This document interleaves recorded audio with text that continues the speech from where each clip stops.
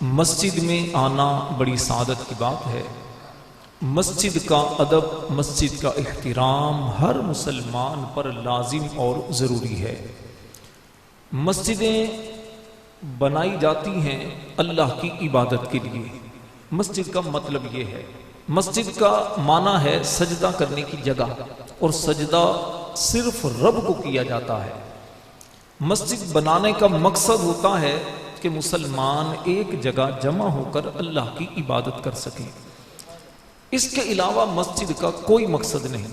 مسجد کا صرف ایک مقصد ہے رب کی عبادت، رب کو راضی کرنا۔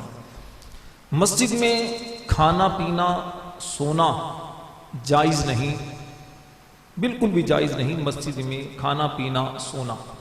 لیکن کیونکہ رمضان کے اندر جب بندہ اعتکاف کرتا ہے تو اب اعتکاف کرنے والے کو اللہ کی طرف سے، شریعت کی طرف سے یہ اجازت ہوتی ہے، کیونکہ وہ 10 دن مسجد میں رہتا ہے تو اب وہ کھا پی بھی سکتا ہے، اب وہ آرام بھی کر سکتا ہے۔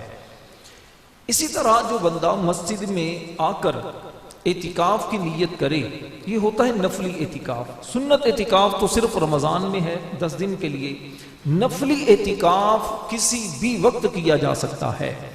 آپ جب بھی مسجد میں آئیں سیدھا قدم مسجد میں داخل کریں، جب مسجد میں پہنچ جائیں اس وقت اعتکاف کی نیت کریں۔ داخل ہوتے ہوئے مسجد کی دعا پڑھیں داخل ہونے کی، اللہم افتح لی ابواب رحمتک، اے اللہ میرے لیے اپنی رحمت کے دروازے کھول دے۔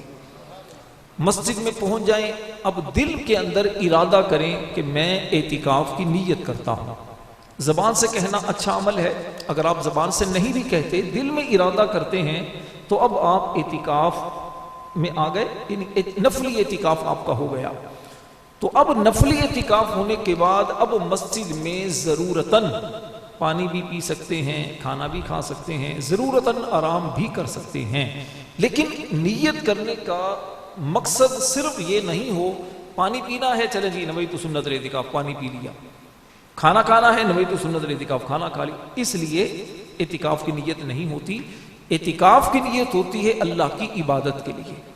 آپ کچھ درود پاک پڑھ لیں، کلمہ شریف پڑھ لیں، اللہ کا نام لیں، قرآن پاک کی تلاوت کریں، یا ایک مرتبہ درود پڑھ لیں، اس کے بعد پھر ضمناً یہ اجازت ہو جاتی ہے۔ تو اس چیز کو ہمیشہ پیش نظر رکھنا بہت ضروری ہے۔ اللہ تعالیٰ کا فضل و کرم اور اس کا احسان عظیم ہے کہ اللہ تعالیٰ نے ہم سب کو اپنے گھر مسجد میں آنے کی سعادت عطا فرمائی۔ ہم اپنے گھر کے اندر بھی کسی بھی ایسے شخص کو نہیں آنے دیتے جس سے ہم محبت نہ کریں، جس سے ہم تعلق نہ رکھنا چاہیں، اسے ہم اپنے گھر میں نہیں آنے دیتے۔ گھر میں آنے والے بھی ہمارے جو افراد ہوتے ہیں وہ 3 طرح کے ہوتے ہیں۔ یا تو ہمارے وہ دوست ہوتے ہیں جو گھر میں آتے ہیں لیکن اندر نہیں، گھر کے باہر ہی ہوتے ہیں، ہم ان سے باہر نکل کر ملاقات کرتے ہیں، باہر سے ہی رخصت کر دیتے ہیں۔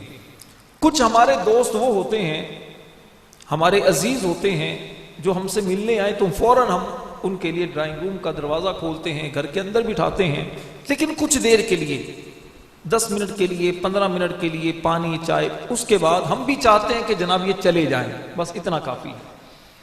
لیکن کچھ وہ ہوتے ہیں کہ جب وہ ہمارے گھر میں آئیں تو گویا پورا گھر ان کے آنے سے مہک اٹھتا ہے۔ جیسے بیٹی کی شادی ہو، بیٹی سال کے بعد آئے تو باپ کو پتہ نہیں چلتا کہ بیٹی کب آنے میں وقت کیسے گزر گیا۔ بیٹی باپ کے گھر میں آتی، بیٹی کو بھی ایک لگاؤ ہوتا ہے۔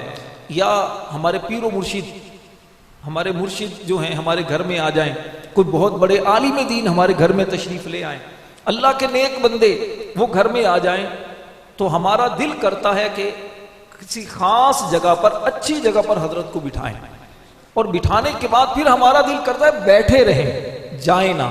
وہ جانا چاہتے ہیں لیکن ہم چاہتے ہیں بیٹھے رہیں، کچھ اور بیٹھیں، اس کی ہمیں برکتیں ملیں۔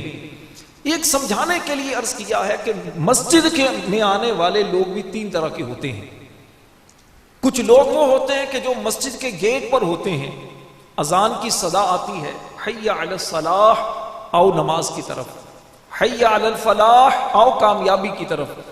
سامنے گیٹ پر ہوں گے، اطراف میں ہوں گے، 7 مسجد کے گھر ہوں گے، مؤذن رب کا نمائندہ 5 وقت دن میں صدا لگاتا ہے آ جاؤ کامیابی کے لیے، آ جاؤ اللہ کا نام لینے کے لیے آ جاؤ، لیکن وہ نہیں آ پاتے۔ یہ نہیں کہہ رہا نہیں آتے، کیونکہ رب کے گھر میں وہی آتا ہے جس کو رب پسند فرماتا ہے۔ ہم اپنے گھر میں کسی کو نہیں داخل کرتے جب تک ہم نہ چاہیں، تو رب اپنے گھر میں یقیناً اسی کو داخل کرے گا جس رب محبت فرمائے گا۔